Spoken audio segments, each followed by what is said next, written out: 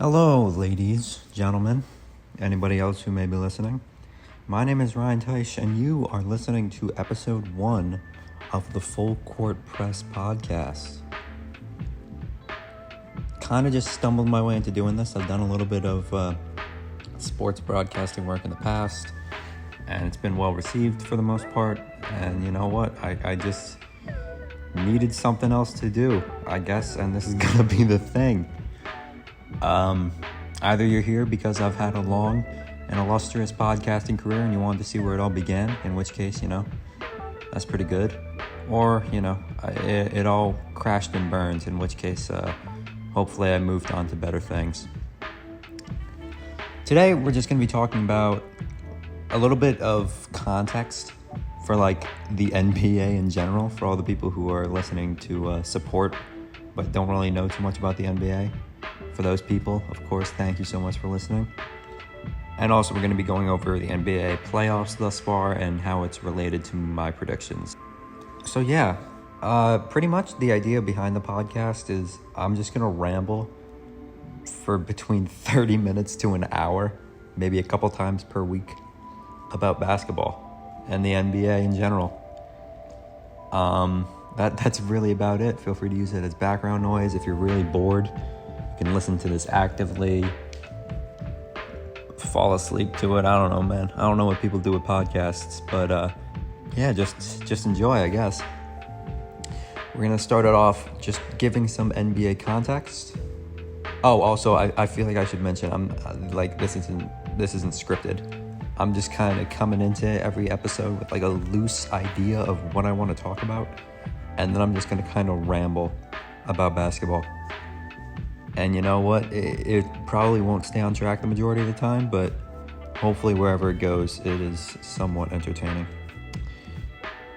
All right, so without further ado, let's get into this. The first thing I wanted to talk about was just the NBA in general. First off, if you don't know what basketball is, I feel like that's more of a job for YouTube or Wikipedia. Can't really teach you about basketball. All I can really tell you is, people throw balls at hoops and try to score more points than the other team. That's basketball for you, summed up. The NBA, there's 30 teams divided up into 2 conferences. So that's 15 teams per conference. My high school diploma already, proving its worth. And within each of those 15-team conferences, first off, all 30 teams play each other in an 82-game regular season, and then the top 8 teams from each of those 15-team conferences moves on to the playoffs to battle each other in 7-game series within their conferences. So all the Western Conference teams play each other, and all the Eastern Conference teams play each other, and that's based on seeding with the regular season. The number 1 team will play against the number 18 in the first round, and the number 2 team will play the number 7 team, and so on and so forth. And that's within each conference. So then all those guys play each other in first of 4, best of 7 elimination series until there's 1 team left from each conference. Then those teams play each other in a 7-game series, best of 4, and the winner is crowned NBA champion, which is, of course, the goal of all players and teams in the NBA. You want to win that ring. So hopefully that's a decent enough explanation about what we're going to be talking about. Right now, we are nearing the finals of the NBA playoffs. By the time I get this out, we probably are going to be a decent portion through. Hopefully no more than 2 games. I don't know how long it's going to take for this to upload, but yeah, as of right now, we are getting into the NBA Finals. It's a shame that I'm starting it this late, but you know what? Better late than never. And I'll just go series by series, talk about what my prediction was for the series beforehand and how it actually ended up playing out, at least to my knowledge. Once again, I'm not really using a script here, so if I miss up some of the details, yeah, just bear with me. But I feel like I have a general feel for how all these series went.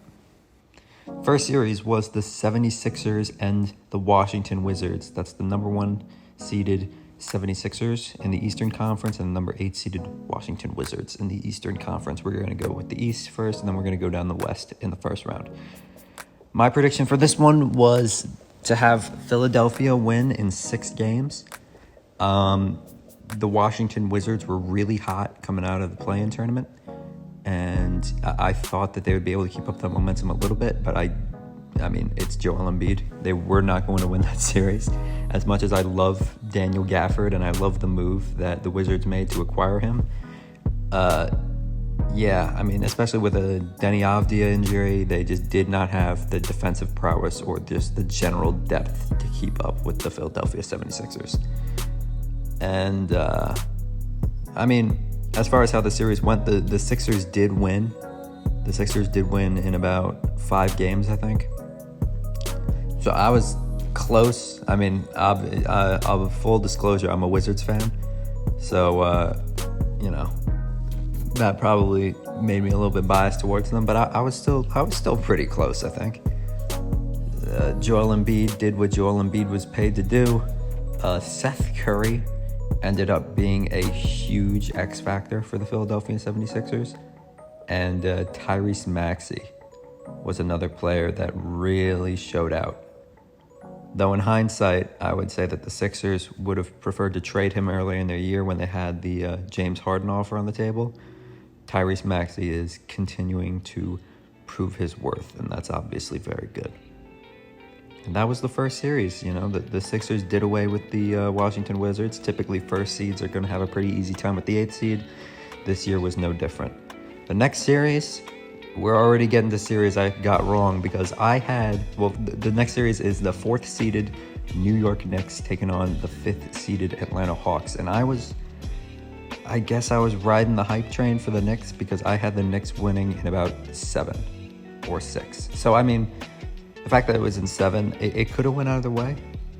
It just happened to swing Atlanta's way in 5 games, I believe, if I'm remembering correctly, which is insane. Like, I could have feasibly seen Atlanta win. I could not have seen Atlanta winning in 5. I had no idea it was going to be that big. Julius Randle absolutely disappeared in that series, and it's a shame because without him, they did not stand a chance, especially with the Mitchell Robinson injury.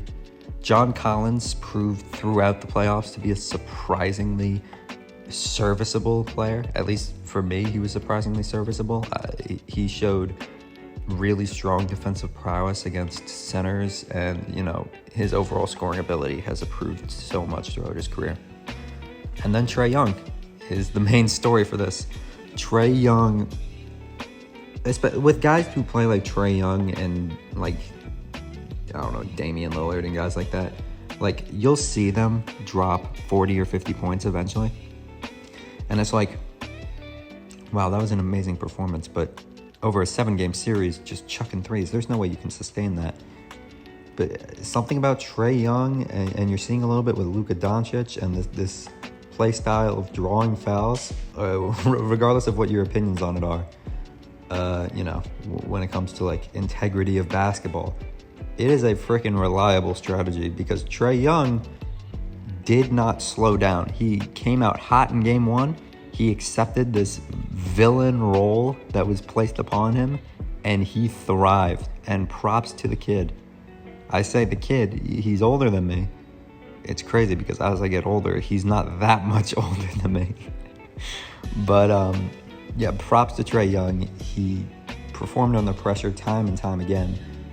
Super, super impressive and surprising performance in this series. Obviously, somebody had to step up for them. And you know what? Who else but Trae Young? For the Knicks, obviously I already mentioned Julius Randle disappearing. Thibodeau, as much as I'd like to call him Coach of the Year, really needs to work on his point guard rotations. Derrick Rose played spectacular that series, as good as Trae Young was. And it's a shame that Derrick Rose couldn't really be as competent on defense, but offensively, Derrick Rose was the guy for the Knicks. And that's always awesome to see. I mean, I'm always wishing the best for a guy like Derrick Rose. So, yeah, that is the Hawks series. They totally defied my expectations and packed up the Knicks. And then the next series was the Bucks and the Heat. And this is one I sort of got wrong because I had the Bucks winning in about 6. And although the Bucks did end up winning, it was domination. This is one of my worst takes, or one of my worst predictions in the entire playoffs. I thought that Bam Adebayo was going to be a more serviceable second option than Chris Middleton. And boy, was I dead wrong. Chris Middleton, though semi-inconsistently, has been playing out of his mind this year. And first series, obviously, was no different. Absolute... In the half court, especially when you have a guy like Giannis who isn't always a valid go-to guy in a half court set, Chris Middleton has taken that load on. Oof, pause. Chris Middleton has taken that responsibility and he's ran with it. He's done so good. You watch this guy just take guys on the ISO time after time after time. I mean, the guy dominates in mid-range like centers dominate in post. You don't see it. You don't see players like that very often. Like, it reminds me, and of course, I might get a lot of weird looks for this, but I see a lot of Kawhi Leonard in the way he plays offense, and obviously he's not at that Kawhi Leonard caliber, not even close. But I see a lot of it, and he's just been amazing this year. And Giannis was still Giannis. He was a great help defender. I wish that they would be a little bit like Mike Budenholzer would be a little bit more open to putting Giannis on the perimeter. But you know what? Having Giannis as a help defender has worked out for the Bucks, and it definitely worked out. They swept the Heat in 4. I expected the Heat to put up a bigger fight. Jimmy Butler had a very, very rough series, and Bam Adebayo, it felt like he wasn't even there. And just nobody could step up. There were games where Duncan Robinson chucking up threes was their offense. And, that's just not reliable. It wasn't going to work. And the Bucks packed them up in 4. Not expected by me. I thought the Heat would put up a significant fight. I mean, they beat them in the playoffs last year. But you know what? Drew Holiday. I guess Drew Holiday instead of Eric Bledsoe. That was the X factor. One of my favorite players, by the way, Drew Holiday. Great player to watch. And then the last series in the East was the second-seeded Brooklyn Nets taking on the Celtics. I forget how many games this one went. I know I had, in my prediction, I had the Nets sweeping the Celtics. They might have swept the Celtics, but I am not completely sure about that. I think the Celtics could have taken a game. Regardless, Brooklyn packed up Boston. Jason Tatum, as great as he was in the play-in tournament, without Jaylen Brown and without constant, very, very, very good performances from Kemba Walker, is not going to beat Kevin Durant, James Harden, and Kyrie Irving. That's really all it boils down to. Brad Stevens has already begun making significant moves in their offseason, so hopefully they're able to give Jaylen Brown hopefully they're able to give Jason Tatum a very good supporting cast. But that remains to be seen. And yeah, that series is not one worth talking about very much. Brooklyn, I expect them to pack them up. They packed them up, pretty much. Jason Tatum is a very promising young star, but it's just a little too early to expect him to beat Kevin Durant, James Harden, and Kyrie Irving all by himself. Then we go on to the West, the 1st seed and 8th seed matchup, and there was the Jazz taking on the Grizzlies. And I had a pretty similar idea on this one that I had with the Nets Celtics one. I had the Jazz in 4. I'm forgetting how many games these 1/8, 2 7th seed games went to. I think the Jazz swept the Grizzlies. I have my laptop on me. I might as well check. No, the Grizzlies took a game. They took a game 112 to 109. Yeah, I mean, both teams. The Grizzlies were obviously a surprise team in the play-in tournament, beating the Golden State Warriors, who were definitely the favorites to win that one. Dillon Brooks has really, at least for me, emerged as a really serviceable third option and a very, very, very elite perimeter defender. And maybe that's a bit of a casual take for me. Maybe people have been knowing that for a long time, but I'll admit the Grizzlies are not a team that I'm exactly hyper focusing on. The Jazz did what they had to do, pretty much. Donovan Mitchell has been consistently getting buckets on whoever's in front of him. And yeah, I mean, the Grizzlies have yet to establish a first option that is going to be able to get them past the first round of the playoffs. And that's not a slight on Ja Morant. I mean, obviously he's insanely young. He's got so much time, but he is not if you have Ja Morant as the first option, you're not making him past the first round of the playoffs. Dillon Brooks played really well, though. And, the Jazz took care of business. Donovan Mitchell, their depth in general. I'm pretty sure... now I got to see. I'm pretty sure Jordan Clarkson was injured, if I'm not mistaken. No, Jordan Clarkson played 30 minutes in the last one. I'm not... I could have sworn somebody got injured. But, yeah. The Jazz took care of business. Now I'm looking up to see if Jordan Clarkson got injured. Jordan Clarkson injury. This is what I'm saying. I got no script, because this is pretty significant. And no, I don't think he was. Oh, Mike Conley. Yeah, Mike Conley was out, but that did not matter for the Jazz. They took care of business. And then the next series was the Clippers taking on the Mavs. This one, the Clippers winning in about 5.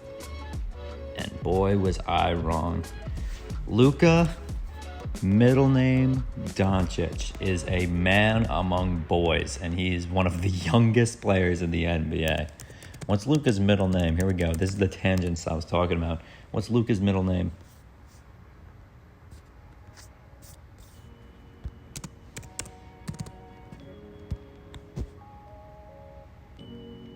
Okay, well, here's your fun fact, ladies and gentlemen. Luka Doncic does not have a middle name, apparently. Anyways, Luka Doncic was just coming up with 40-point game after 40-point game after 30-point game after 40-point game, and it was really a treat to see. Kristaps Porzingis absolutely disappeared for the Mavericks, and that is the main reason that they were not able to pack up the series after quite literally a historic series for Luka Doncic. Once again, I mean, that is the future of the NBA you're looking at right there with Luka Doncic. The Clippers managed to actually take care of business this time. Congrats to them. Pretty high expectations for them as a team, especially considering, well, first off, I should say the Clippers won in 7 games. It is pretty embarrassing that they let it go that far, considering that they were tanking so that they didn't have to play the Lakers. There was no reason for them to let it go to 7 games, but it did, and they kept their composure. I think they were 2 games down at one point, and they came back and they won. Paul George trying to rid himself of the Pandemic P nickname. And you know what? He did a pretty decent job at getting that. It was not all sunshines and rainbows in the future for the Clippers, though. I forget if Kawhi Leonard got injured in this series or if he got injured against the Jazz. I think it was against the Jazz. So I guess we don't have to talk about that yet. But yeah, Paul George really showed out.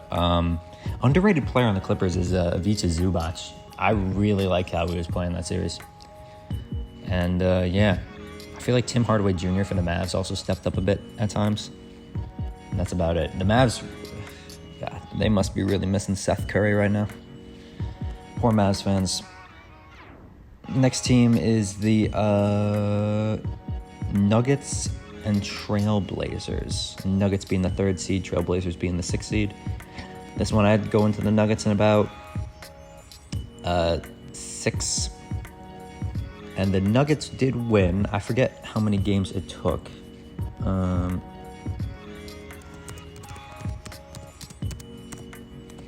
6. Boom, got it right. Isn't that great? Got it right.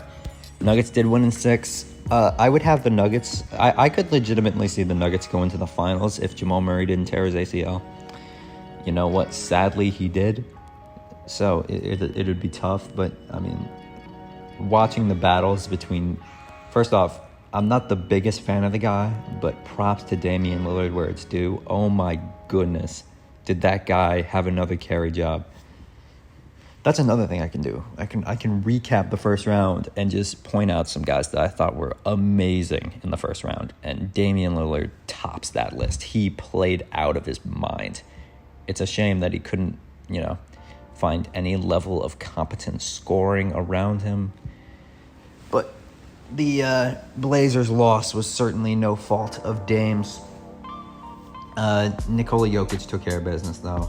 It is crazy to me how they can just give the ball to Jokic for 10 possessions in a row, and the man will find a way to put the ball in the basket, whether it's him or a teammate. He's so confident standing on one side of the baseline and just chucking it to the opposite wing and just knowing it'll be there.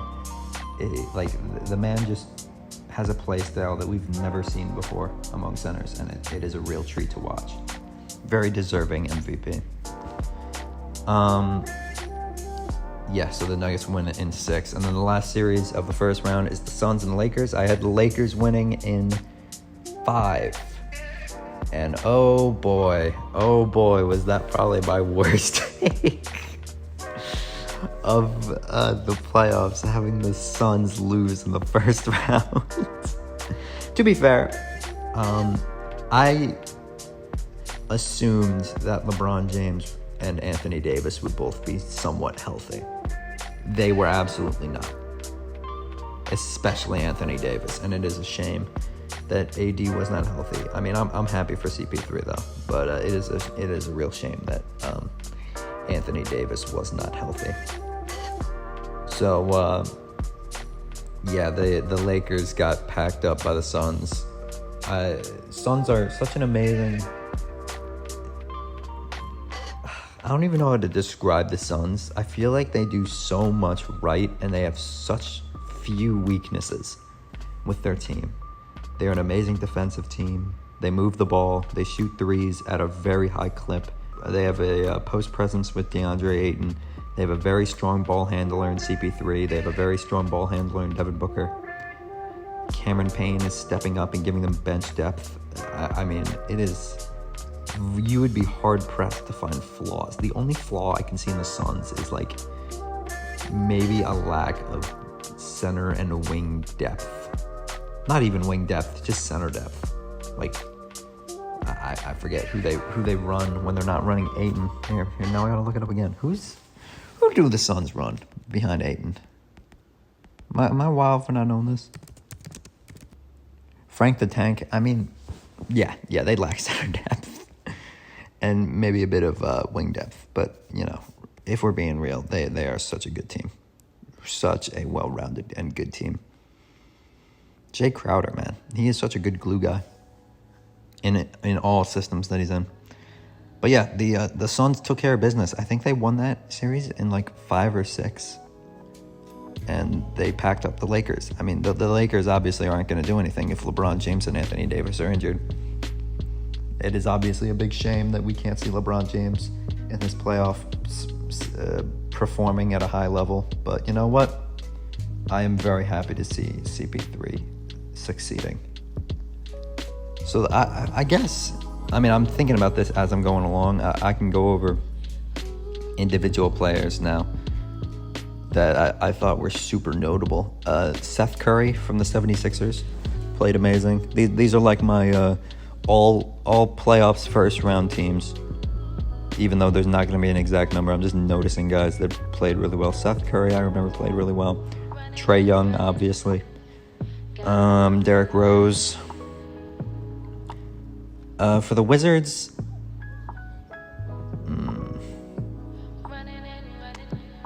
I would say Daniel Gafford, because he did a decent job to stifle Joel Embiid as good as he could. For the Bucks, Chris Middleton. For the Heat got swept. I can't give the Heat somebody. The Nets would be Kevin Durant, obviously. The Celtics would be Tatum. Jazz, Donovan Mitchell. Grizzlies, you could give it to Ja Morant. I would say Dillon Brooks. I talked about Dillon Brooks before. I feel like he was just a super notable player. These aren't necessarily the best players. Obviously, when I say Seth Curry for the 76ers, I'm not saying he's better than Joel Embiid or he performed better, but just guys that I thought were super notable from each team. For the Clippers, Paul George. Mavs, Luka. The Nuggets, I would say Jokic. That's not too controversial. Dame for the Blazers played absolutely out of his mind. I think when looking at game score, he either had a top 3 or the best playoff game in NBA history in that like overtime game that he was just chucking threes from half court and he physically could not miss. And Austin Rivers was thanking God when he would actually miss a three. That was such a wild performance. Then for the Suns, who do we go with for the Suns? Probably Ayton. Ayton's just been dominating. And then Lakers, can't really give them anybody. They just, they kind of flopped. So yeah, those were my first round picks. I had the Sixers, Knicks, Bucks, Nets, Jazz, Clippers, Nuggets, and Suns. And in reality, it was the Sixers. I got that right. The Hawks got that wrong. Bucks got that right. Nets got that right. Jazz got that right. Clips got that right. Nuggets got that right. Suns got that wrong. Hopefully I didn't say I had the Suns in that game. I had the Lakers. But yeah, the Suns won. And then we move on to the second round. I had the 76ers taking on the Knicks in the second round and beating them in 5. In reality, the Sixers took on the Hawks. So already that prediction is done. Shockingly, the Hawks beat the Sixers in 7. Probably one of the most amazing playoff choke jobs I have ever seen in my time watching basketball. The Sixers had no right to lose that game. In my mind, going into this playoff series, they had, historically speaking, one of the easiest walks in the park to the conference finals that I've ever seen. And they somehow managed to screw it up. How did they manage to screw it up? Ben Simmons. I don't ever want to hear another person telling me that Ben Simmons is better than Russell Westbrook. And this is my inner Wizards fan coming out. I've seen players constantly have poor shooting nights. I don't think I've ever seen a player of Ben Simmons' caliber, at least how he's regarded in the media, be so timid and just absolutely pretty much disappear on the court. And it's so bad, his disappearance on the court is so bad that he has to literally disappear from the court and get subbed out of the game. Pretty much Ben Simmons choked the game for them. Trae Young went absolutely ballistic. Nate McMillan did a really nice job of hunting mismatches for him. And you know what? Trae Young took advantage.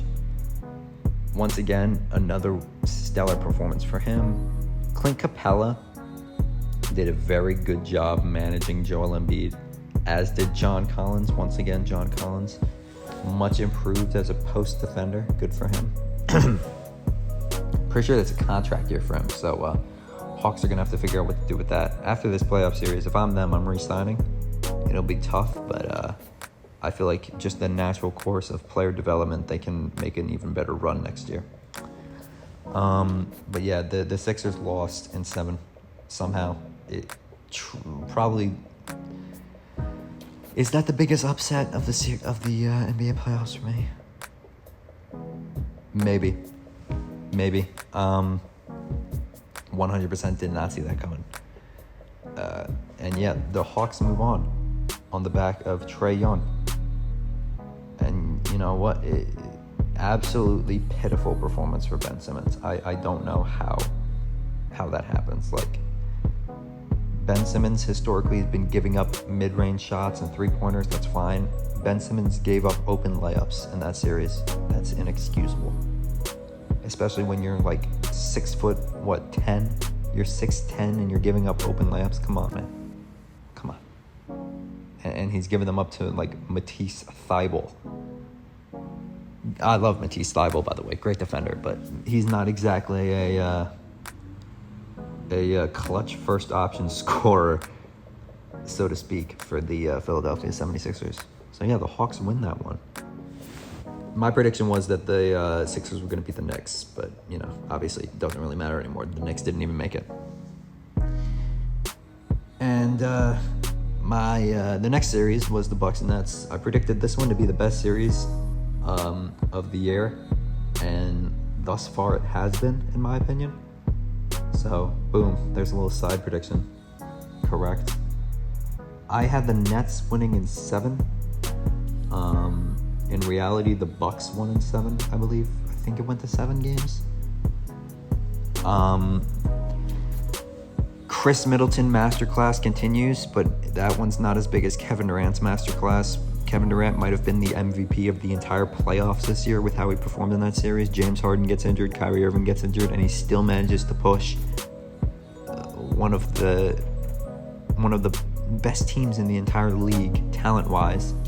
You have an argument to say that they are the best team, talent-wise, in the NBA.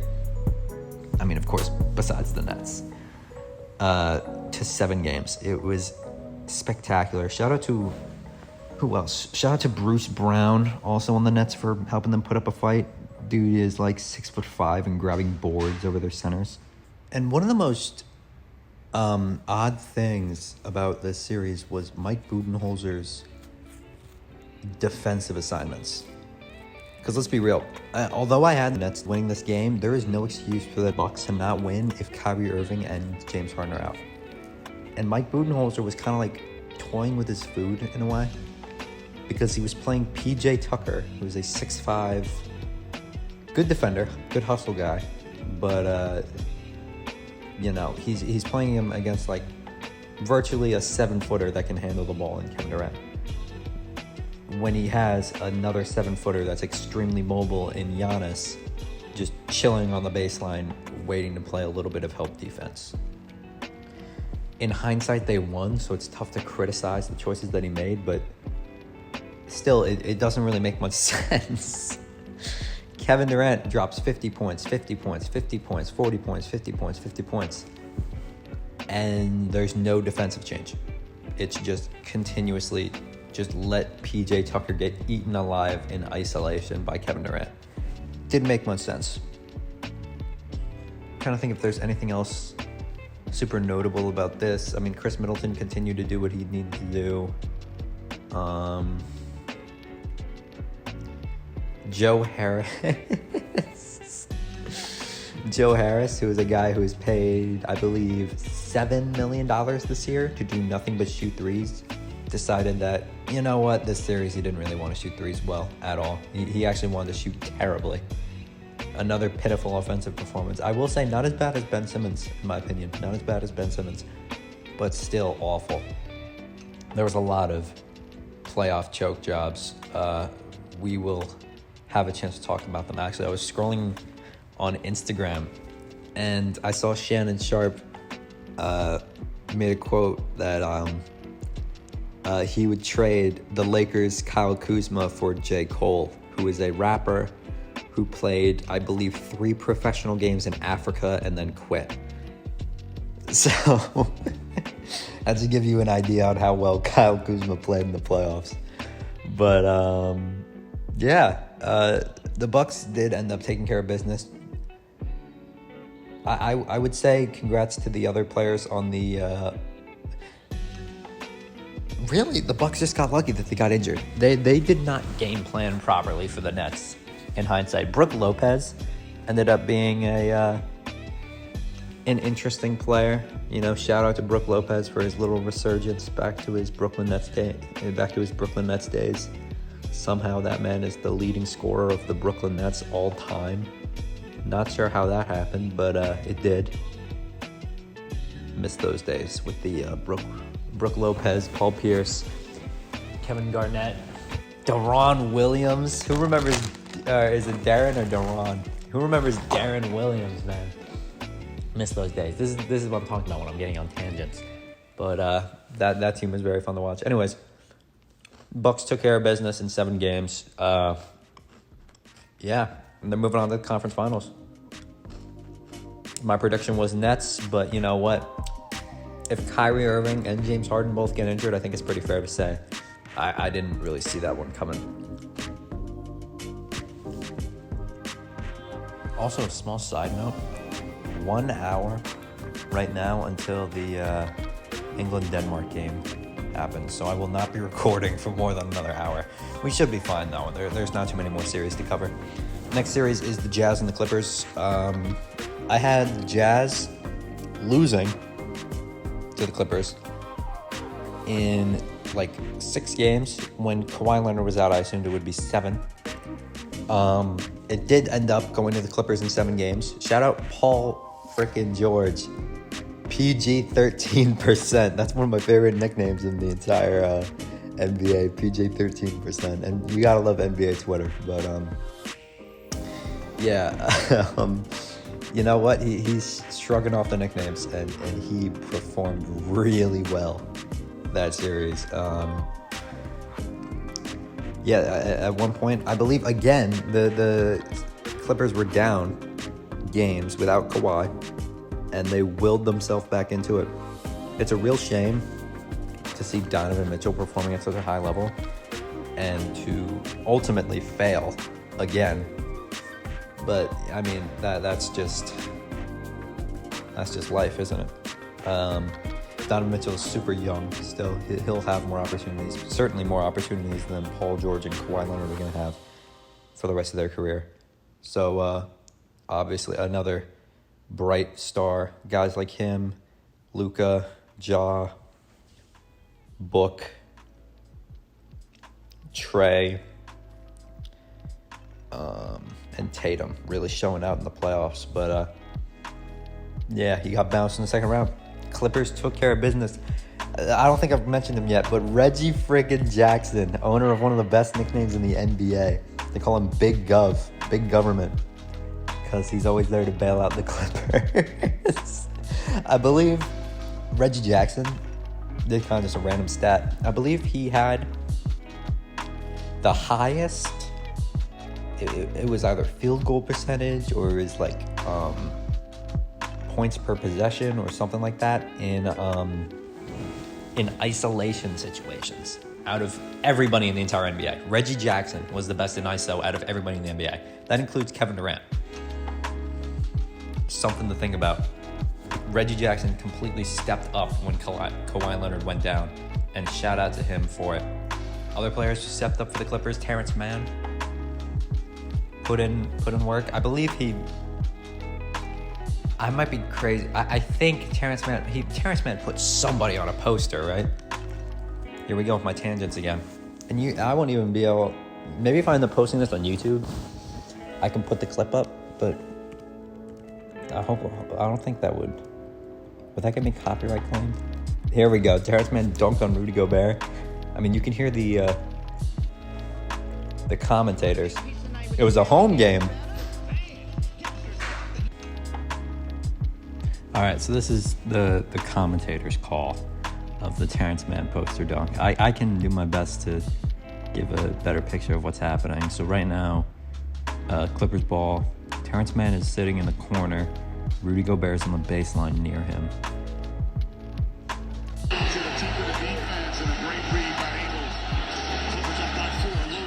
Paul George dishes it out to him after a driving dish. Oh my goodness. Terrence Mann gets the ball. He drives it down the baseline and just stuffs it on Rudy Gobert, who's chasing after him. Ugh. And that man is... I don't know if Terrence Mann's a rookie or a second-year player, but regardless, he's super young. And he played a big role for him. Rudy Gobert is... When the Clippers would play small... That means guys like Nicholas Batum also were super valuable for them, because The way the Clippers were able to win is they played small lineups, no centers, and Rudy Gobert's perimeter defense is not serviceable. I keep on using the word serviceable. His perimeter defense just isn't good enough. And he just got exposed. Either they were forced to rotate 4 guys to cover 5 people, or Rudy Gobert just got exposed on the perimeter. So a lot of people were claiming that he was one of the worst playoff performers this year, which, I mean, isn't too far from the truth. He did not have a great playoffs this year defensively, which is where he was supposed to shine. Clippers end up winning that one. That was one thing I've always questioned about the Clippers, despite, liking the Clippers as a team, is how much grit they have as an organization. Like, if they can handle adversity like that. And you know what? In that series, they proved that they could. So good for them. And the last conference semifinal series is the Nuggets and the Suns. Originally, I had the Lakers beating the Nuggets. Doesn't really matter how many games. Most likely in like 5. But the Lakers did not make the second round, and it was the Suns. And if you told me that the Suns were playing the Nuggets, I would have told you that the Nuggets were going to win. But without Jamal Murray, they did not have enough firepower. Jokic was still doing his thing, but the Nuggets got back up in 4. This series was relatively unremarkable. The Nuggets just got outclassed. Jokic played good, but, nobody else did. And the Suns were just a well-oiled machine, and they swept the Nuggets. That was definitely surprising. If the Nuggets had Jamal Murray once again, I think they would have been a solid pick for the finals. But they just got packed up. And I wish I could say more about the Suns Nuggets series, but honestly, in my mind, this one's relatively unremarkable. The Suns just packed up the Nuggets. And that would take us to the conference finals. We have the Hawks and the Bucks in the East, and then the Clippers and the Suns in the West. As far as who I thought it was going to be, I assumed it was going to be Sixers, Bucks, and then Clippers, Lakers. For the Clippers-Lakers thing, I had the Clippers moving on. Doesn't really matter. So yes, I did have the Clippers making the finals this year. And for the in the East, I got both of them wrong. It was Hawks, Bucks in the East, and I assumed it was going to be Nets, Sixers with the Nets moving on. I thought it was going to be a Clippers-Nets finals. And I might as well just say it now. I assumed that the Nets would win the finals, and they got bounced in the second round. I feel like you can't really hold me for that, though, because the Nets, 2 of their 3 good players got injured. So, it's obviously that was unexpected. But regardless, we are now looking at the Bucks, Hawks, and then the Clippers, Suns. First off, Bucks, Hawks. Obviously, I had neither of these teams in, so it's hard to comment on it. At least predictions-wise. But if you were to tell me that it was going to be Bucks, Hawks, I would have told you Bucks in about 4 or 5. Bucks won in about 6, I'd like to say. They definitely won. They didn't sweep. I know that the Hawks took a game. I think they won about 6. Giannis played good enough. Chris Middleton. Oh, man. Chris Middleton. This is, out of all the series, he probably turned up the most in this one. The man just went off. Cam Reddish for the Hawks was underutilized, and he only began to be utilized towards the end of the series. That's a shame for them. The Bucks are just on a different tier, talent-wise, than the Hawks. And as good as Trae Young was, I mean, he was getting guarded by Jrue Holiday now. As much as they were able to switch him on to Brook Lopez, even then, Brook Lopez was competent.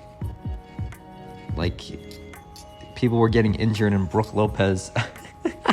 I'm pretty sure Brook Lopez, towards the end of the series, dropped like 30-something points in one of the games. That is crazy. Clint Capella really let Brook Lopez do that to him. But, Brook Lopez played really well. Chris Middleton played really well. Giannis was facing a knee injury late in the series. And at that point, and Trae Young had a very unfortunate ankle injury. So injuries really brought this series down. Regardless, the Bucks just have too much talent for the Hawks to handle, and the Bucks packed them up. And the Bucks are the Eastern Conference champions, and they will go on to the NBA Finals to face the winner of the Clippers and the Suns.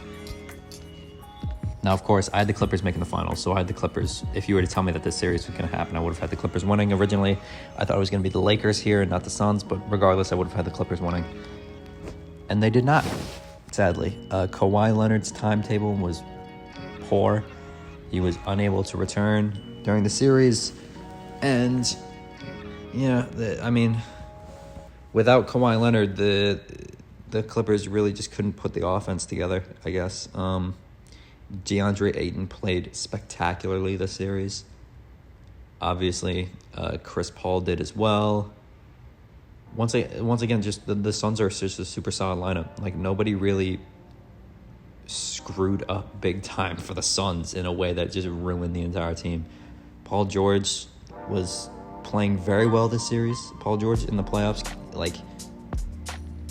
take nothing away from Paul George. Paul George played great this series, but it was the Suns series to win, especially without Kawhi Leonard, and they won the series. Even though I would have had the Clippers win without Kawhi Leonard, I guess that was the end of the road for them. And then we get to the NBA Finals. Dun dun dun. Bucks, Suns. Originally, obviously, I had the Clippers and the Nets, and the Nets beating the Clippers. Got both of those wrong. It is the Nets. It is the Suns and the Bucks, and we are going into the series now. Game 1 has happened, and it's went to the Suns. I mean, it was a home game for the Suns, so you'd hope that they would take that. Giannis was able to play. He had this really... It's so good that Mike Breen was calling it, because he had this amazing block on, I think it was Mikal Bridges, and it was very, oddly reminiscent of LeBron James's block on Andre Iguodala. Obviously, a lot less significant than that block, but it was still, just looking at it, it was very similar.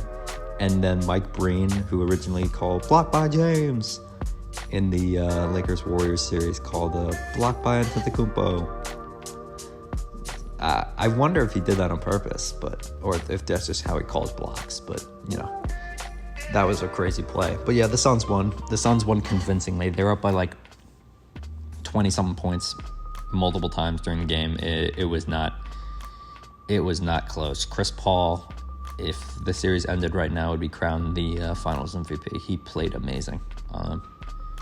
But so did Booker and Ayton. They had the most. It was either in the finals or maybe even in the playoffs. They had the most points as a trio in NBA history, I believe, and that is 81 points. I'm not sure if that's in the finals or if that is in the playoffs in general, but they had 81 points combined. That is insane. So yeah, I bet the Nets would have been able to steal that record if they were in the finals, just saying. But sadly, that could not come to fruition. As far as my prediction of this series, obviously, once again, contingent on Giannis' health. Assuming Giannis is healthy, I'd like to give it to the Bucks. And I would give it to them in probably 6. If Giannis is not healthy, either he shows up for a game or two and he just is not fully there, or he doesn't even show up at all, I would give it to the Suns in 7. I think this one's going to be close. I think to NBA fans who are a bit, disinterested based on the fact that there is no LeBron, no Kevin Durant, no Kawhi, none of that, give it a chance. I mean, there's still this random guy named Giannis Antetokounmpo, 2-time MVP, back-to-back in the 2 out of the last 3 years. So I feel like that's a pretty significant name. But if you're not really into that, Chris Middleton's amazing, Devin Booker's amazing, Chris Paul's amazing. As far as who I'm rooting for, I think this is the Bucks series to win. And despite that, I would be rooting for the Suns. I mean, obviously, I want to see Chris Paul win a ring. I really want to see Chris Paul win a ring. So, best of luck to both teams. And I feel like we're nearing the end of episode 1. Yeah, so here we go with the finals, man. I would have most likely, I would say Bucks in 6. but it could really go either way. And I'm going to hopefully be able to keep everybody updated throughout the series. I am super excited for this one, man. Playoffs are really shaping up well. It's a shame that the Clippers and the Nets couldn't be in here, but you know what? I am perfectly happy with this series. Best of luck to both teams. And that should pretty much wrap up episode 1 of the Full Court Press broadcast. Thank you so much for listening. Hopefully you enjoyed it. Next time, no idea what I'm going to talk about. I'll definitely keep the updates with the playoffs going on, but yeah. I don't know if this is a trial or... Regardless, thank you all so much for listening. And hopefully I will see you on the next episode. Regardless of which team wins, just hoping it's a very entertaining finals. Alrighty.